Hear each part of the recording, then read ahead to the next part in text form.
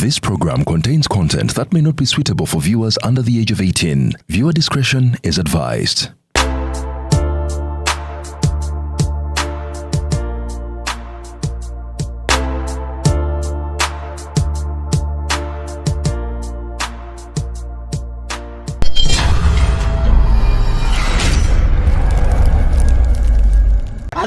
Ruzungu kadera zuku tujikole sawa namba ruzungu.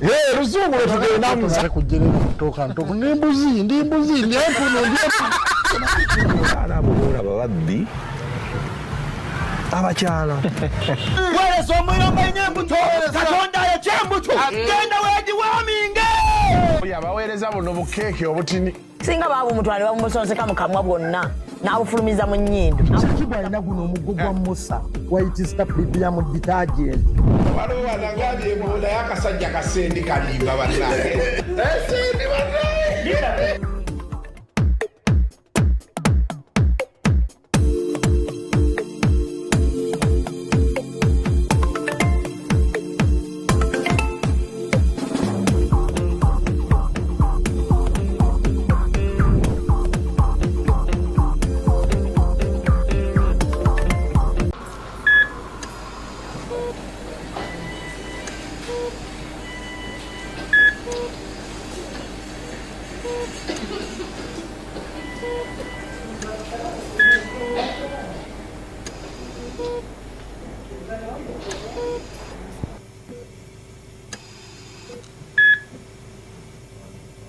Yes, good morning, good evening, good afternoon, from wherever you're watching us from. I usually say that because we have people who are watching us from China. So if it is 2 here, you have a table babuziba. Then we have those who are watching us maybe in New Zealand. If it is 2 here, it is in the morning there. Well, okay. Yeah, so someone told me, oh, we're going to good morning. Actually, guy at the America. Tuba tukola talk and talk shop Saturday sawa nya. Nga tagambe wawe saa ziri mu 8-7 ogw'ekiro. Nga tatera nina okwebaka. Era ye Friday takyakuba disco. Ekiro gabeera alinze talk and talk show. Kutandika kulaba bw'atambuza kintu. Anyway. Ugamba otya sewa? Obulamu buli butya? Urologist. Nina no urologist gwe nalabye ayogera. Musajja muzeeyi yali w'emulaga eyo. Yabadde agamba nti bano abatambula nga bayita mu malwaliro bayinspectinga. Babuuza abantu lwaki tubatuma eddagala okuva ebweru aga gavumenti. Ng'agamba ye yadde agamba bakita DJ. Waliwo equipment bagito ba DJ ya mitwalo aga. Kalabika kagondi kakuteeka mu kwisa musulo. Kati oluusi mbuweesanga nga bakeetaaga naye nga gavumenti teyakaleeta. Ate ka bbeeyi. Kati n'agamba mutusangawo ye muntu owokubiri gwe n'alabye urologist gwasooka. Kati yayogedde urologist n'enkujjukira. Awo bonna bakama bange era bewatusomesa. Yagambye abadde he has been doing that for 30 years. Engamba sajja wabaayo naye yadde ayogera kati baba akugamba ekyoggula awandiikisa left. Baleme mukwata handwriting. Anti in government facilities it is wrong for you to send a patient to go and bring because well they assume the government caters for everything. But sometimes endwadde ezimu zibeera nnyingi ne biggwawo mangu. Babawo ebintu bya 3 months within a month biweddewo. Olulala there's so much he was explaining there anyway. There's so much they need to align with the efficiency crusades they are moving around with. They have so many other things they need to align to see how things move. Otherwise, how are things here? We're doing okay. Yes, we are jamutu wajja tukola. Anaye muli busy ennaku zino. Tugezaako. Abantu ebeera season, there is something they told us like there is a season that comes maybe because of the weather, because of earth changes, people get sick a lot. Mulimu some you can I don't want to say seasonal diseases naye waliwo endwadde ezimu is which are seen more often in certain periods. Yinza okugamba nti maybe during a small rainy period oba n'okugamba nti there's a surge of malaria, for example. And what the ways to yeah, periodic. But is it true? Is it true the earth opens itself up sometimes? Geography kawanvumu. Wanga tuba tuyingidde science ate. Oli omulala. There's a guy I met who was telling me that it was actually around the COVID times. Nangamba those diseases that usually big global. Sometimes the earth opens up. I think at that time twalabanga nnyo floods bichi not even in Sijowulira Dubai ngowulira it flooded.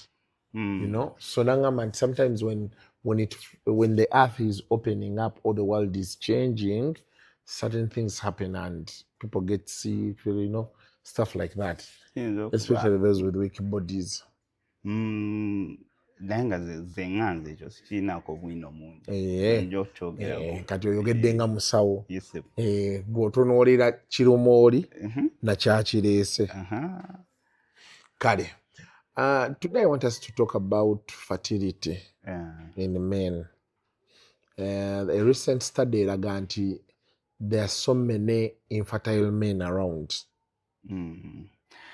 The truth is infertility in men has always been there. Lwakuba it's about information and stigma janacho. Also nti abantu abasinga babadde balowooza nti it's only women who, let's actually talk about infertility, who have that problem. Naye nga ne mu basajja kibaawo. Yes. So now the numbers of detection, the rate at which it's being detected is higher. Yes, kyobola bagamba nti kati numbers ziri waggulu, so it's just more awareness, let me say. Yeah. So now men are more informed about infertility or fertility. Yes. They go and test. And they are also more accepting or more willing to subject themselves to investigations to ascertain whether or not they actually have a problem. Wakati sinti buli musajja n'omukyala bakwatagana mwana nabula kizibu kya mukyala. But what is causing the leading causes of infertility in men? Now, ndowooza oba twandisoose ne tukyogera in terms of how, what do we talk about when what do we mean by infertility? Yeah. Yes. Tutandikireyo tugwe wali kituufu.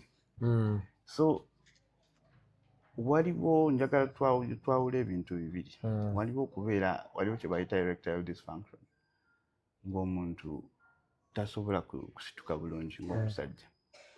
Oyo some people call them infertile. So nga oyinza okusanga nga tulina factory gye tuyita testicles. Mu Luganda simanyi gye. Testicles. Amade. Where the sperm is produced. Oyinza okusanga nga namu naye nga musajja tasituka. So erectile dysfunction tukijje mu ddiiro. Erectile dysfunction is when you cannot sustain an erection. Yes. Or sometimes you cannot get one. You cannot actually get an erection. Exactly. So ekyo kyanjawulo muko ne infertility. Kwa infertility we are talking about the ability to actually sire a child. Okugamba nti omuntu afulumiza sperm ezinakwatagana n'eggi tukole fetus wa embryo. Ekyo kyetwogerako by infertility obutazaala. Kati kiyinza okuba nga kiri okuzaayo ku factory eno ya amadde. Wagayise madde? Testicles zirina command center okuva ku bwongo.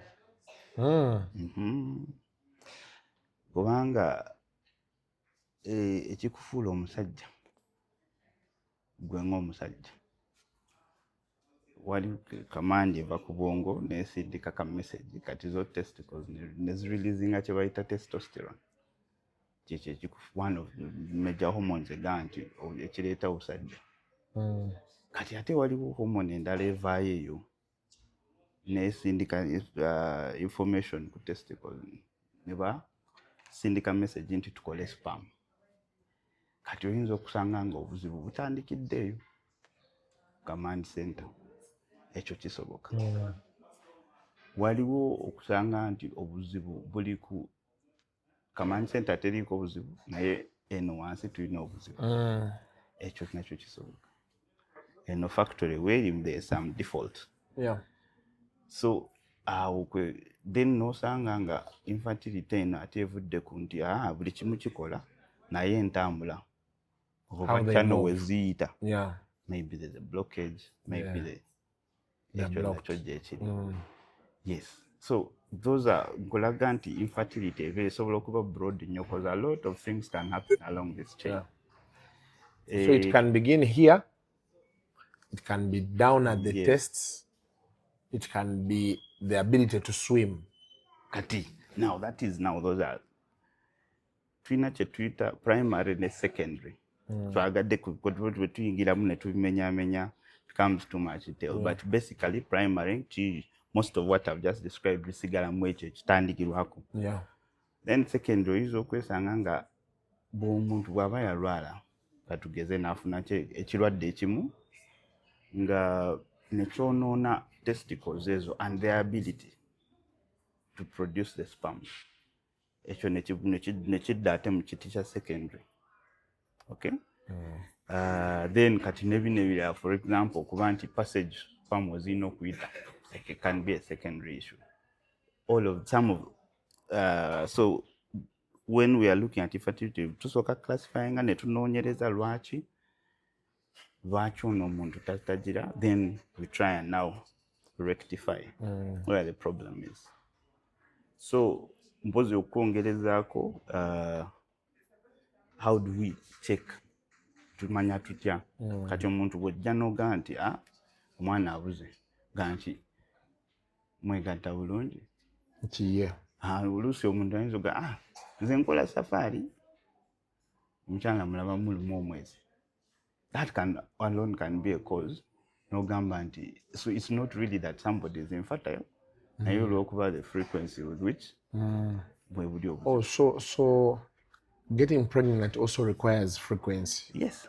It's not just a one. No, it can be. A lot of times it's a one-off. Yes. But for some people for couples, those are the basics you have to ascertain. Wayinza okusanga nga omuntu ali kumpi kufuna periods enkya mwene mwegatta leero. They will change you the kid. The person wants. So that is what I mean by frequency. Then nodda kubira bw'ova ku ekyo oga nti okay ekyo kibaddewo kati tutunulire ono omuntu ddala sperms weziri oba nedda. There are people and they don't have sperms. Low sperm count. Yes. Now those are all the subcategories byembadde nkubuulirako. Nti oli ayinza okuba nga aproducinga naye nga ntini. Ayinza okuba nga kye bayita okumala ejaculation naye nga amala temuli content ali awo tangible gyajja kufunisa omuntu olubuto. Ekyo nakyo gyekiri. So we assess the quality of the sperm, volume, of the semen, the volume, mulimu sperm meka zitambula bulungi, ebyo byonna tubitunuulira. Ekyo kati tuva ku ekyo ne tugamba okay okusinziira ku bye tulabye kuno tunoonyereze tutandikire eno ku bwongo tutudde wansi twetaaga kutunulira mu tube munda. We have to go now through all those. Ne tulyoka tugamba nti okay oyinza okuba nga obuzibu buli wano, oyinza okuba nga obuzibu buli wano, tuyinza okukola kino na kino. You conclude. So now does that take us to the causes? Yes. Now so omuntu katutandikire eno ekyengulu oyinza okuba ng'omuntu alinamu katugeze eno production ja hormone gye nakugambye, which can be secondary to a lot of other issues, nga tasindika message eyo. That's a cause. So nosanga ngeno teri sperm. It can be nti waneeno nga example gye nakuwadde omuntu yalwalako ensigo ki ne zifa sperm neyonooneka. Oba long illnesses. Kati waliwo kye bayita nga okitis ezimu ne zoonoona ensigo okitis like omuntu gino baziyita batya mumps. Sometimes they can affect the testicles. Oh really? Yes. So it's a mumps okitis. Kati bwekiba tekijanjabiddwa bulungi, it can end up in omuntu they regress. That can be a cause. So ngezaako okulaga nti causes kati nakuyisiza mu channel zino ne causes will also follow the channel that we discussed earlier. We kuteeka mitendera gya primary ne secondary. Yes. Kati okugimenyaamenyamu all of them wano tuyinza obutabiyitamu byonna naye omuntu bw'abazze kati mulimu gwange kuli kunoonyereza nti lwaki bajja ku TMR one. Yes, one of then you begin investigating. So you said some illnesses. Does stress factor in? Now that is it would, on the grand scheme of things, let me just go a bit more general. Stress can affect things more like your sex life, but if indeed the biology of the sperm making is normal, it should stay well. It should stay fine. It should stay okay. If nga bwembi kunyonyodde okuva eri waggulu, so stress tulina mutunuulira mu ngeri ya which kind of stress are we looking at? Is stress affecting your sex life? Stress is more. We talk about stress more in diseases like hypertension, diabetes, NCDs. When it comes to fertility, I am yet to find evidence on that. But although generally you want to avoid stress. Yes. Does sitting a lot also contribute? There are people who have said like truck drivers, they sit a lot. Okay, first of all, to answer your question, truck drivers have children. Yes, they do. And a lot of them along their passages, some of them, right? So as an occupation, truck driving should not affect your fertility. However, there are certain issues katinga bwe twayogeddeko ne tugamba nti ebimu biri secondary. Waliwo ebintu bye bayita varicose veins, for example. Abantu n'osanga nga alina engeri gy'alumizibwamu wansi oba mu nsigo oba ki naye nga tategeera bamugamba UTI, but it's not there. So nga waliwo ezo varicose veins ziba misuwa egitambuza omusaayi okuva mu nsigo okuddayo kuba ensigo nazo zifuna supply. Kati bwewegendereza obulungi osanga during the cold, when it's cold, scrotum is shrinking. Bwekiba nga obudde bwokya nnyo, it's loose. Because the testicles, they operate at a different temperature than your body. So there's that regulation. Kati guno omusaayi bwe guba tegutambula bulungi, gusobola okuleeta over time dysfunction mweno factory gye twasookeddeko okwogera eya testicles. So ekyo nkireese olw'okuba abantu abamu bagamba nti ziva kutuula nnyo, ziva mu kwemira nnyo, but that is something that is actually underlooked a lot of the time. Naye nga kyekiri. Then there is a story we are hearing a lot these days, alcohol. Wow. Now, ekyo tulina okukireeta mu mitendera gya njawulo. Ojjukira kali ke twayogedde nti gwe ng'omusajja waliwo hormone gye bayita testosterone. Alcohol has an interesting relationship with that hormone, testosterone. It can affect the levels.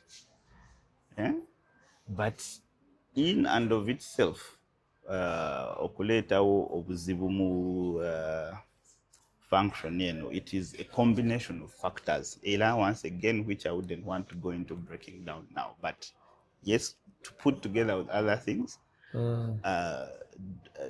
marijuana, put together with alcohol, cigarette smoking, these all they will have an effect. They'll have an effect there.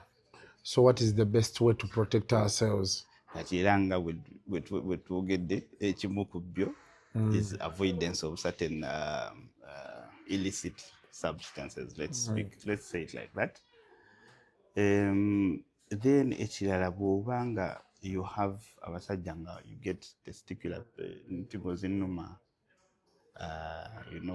pains which you don't understand. Another problem that abasajja gye balina nti we don't usually want to go to hospital to do tests. Yes. Bw'obanga oli ne mukyala wo mumaze akabanga ate omwana aganye, it is prudent for both to go for investigation. Omukyala bw'abanga bamukebedde nga they say tewali buzibu, and then the man should definitely go to hospital ajje tumukebere tumubuulire nti waliwo kino kiri bulungi oba waliwo ekitali kirungi wano. Are there any foods people can eat? Because they've told us stuff like cashew nuts, molondo, they help with sperm production, and Katinge ebintu nga mulondo, most people talk about them with relation to the first topic, which is what I wanted to erectile dysfunction. Yeah, but they have said mulondo also helps in sperm production. It is we are looking at okay. Mulondo essentially is unmeasured quantities of ginseng, which is the extract really. But we are looking at supporting the health of the sperm. But at the base of the biology, believe in us also kuwulira ebibiri nti factory ne command center birina okuba nga bikulu nnyo bikola ki Bialigninga. kati bino ebirala bijja in support. So cashew nuts muyinako bwino nti agimusa oba tagimusa, but there are certain ingredients that tuyina sijja kwogera products kubanga siri wano ku marketinga naye there are some products tuyinza okukozesa okusupportinga sperm health. Yes. Production. So people who want those products, more information on that, you can come to TMR Hospital. Yes, sir. So one-on-one, it's a very wide topic. It's very wide. We've tried to break it down, and abantu bagamba muve nnyo ku chat GP okwebuuza kino ne kiri oba kyaliwo mubuuzayo waye bangambye kino. It is always advisable you come and see the doctor, have these discussions. Like he has said, sometimes you need to be in the right state and you're not, and sometimes it's the weather, because you've said ziddayo now zijja. But then you specifically in relation to how they function. Yes. Nkirese mu kiti kya giri emiswa gye nakugambye nti bwe giba tegitambula musaayi bulungi, for example, oba tokkiriza factory y'okukola bulungi, it can affect over time. Yeah. That was the angle in which I So basically, male fertility is not a one cause issue. No. There are so many. There are multiple. So that's why you advise to do tests. Kati buli omu ekiremeseza oli tekijja kuba kyekimu. Kubanga bwe tugamba nti musujja gwa nsiri cause eba nsiri naye era ne musujja gulimu ebika, but still at least they can narrow. You're sure? Yes. That malaria is caused by this mosquito, and this is how we treat it. This time this is. Okay. So kati ino nayo obeera ogenda n'ojjayo n'ogaa nti kino kyandibanga kivudde ku kino. Bw'abanga mwami ngwe sirowooza nti oli mu kiti ekyo. Anyway, you can download the TMR Golden Living app. Drop your questions there. The doctor will be able to answer them. But even here in the comment section, take a car. Ebibuuzo by'oyagala okubuuza, omusawo ajja kuba asobola okubeera nga ate abikuddamu. But better still, for the men out there, pass by here, TMR Golden Living. Yes, sir.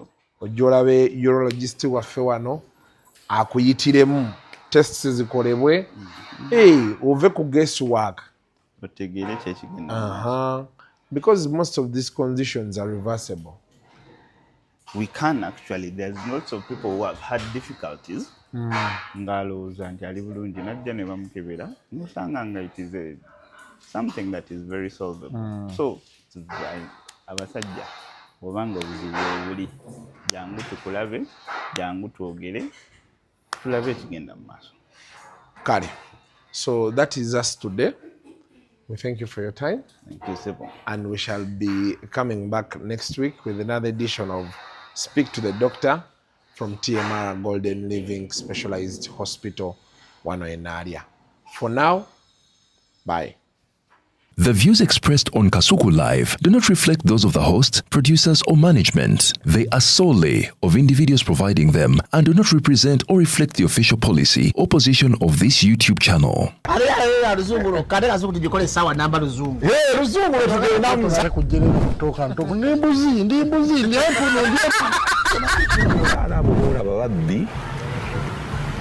Abakyala weereza omuyomba enyembuto katonda yekyembuto genda wegiwaminge yabaweereza buno bukeeke obutini singa baabumutwale babumusonseka mu kamwa bwonna n'abufulumiza mu nnyindo kibwa alina guno omuggo gwa musa waitisita bibiyamu detergent waliwo wanagambye emunda y'akasajja kasendi kalimba bannange esendi bannange